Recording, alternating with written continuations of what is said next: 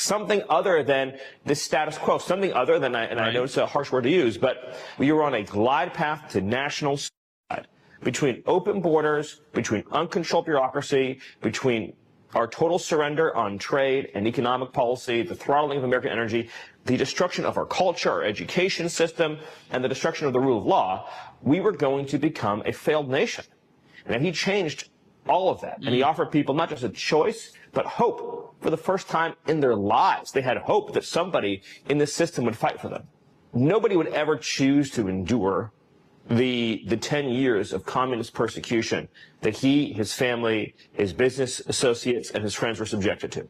Watching him now be able to outmaneuver the left every single day, be 10 steps ahead of them at all times, just demonstrates how much they miscalculated by coming after him, because they've now made him far stronger than they could have ever possibly imagined. I've never seen any leader more determined and resolved to do the right thing. Whenever anyone brings him a problem set, he always just says, we need to do what's right for the American people. I don't care what they say about me. I don't care what they do to me. I don't care what I have to endure. We're going to do what's right for the American people. And that's what you're seeing every single day. The first term of President Trump was the most successful presidency that we have ever seen.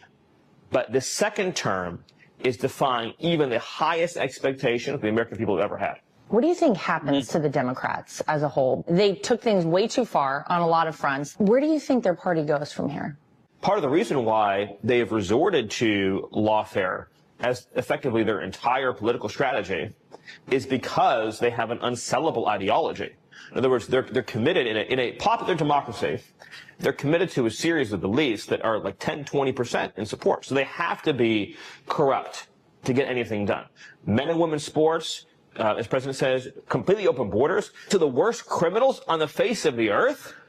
People guilty of child murder, even people who are guilty of violent and beating and just senseless slaughtering.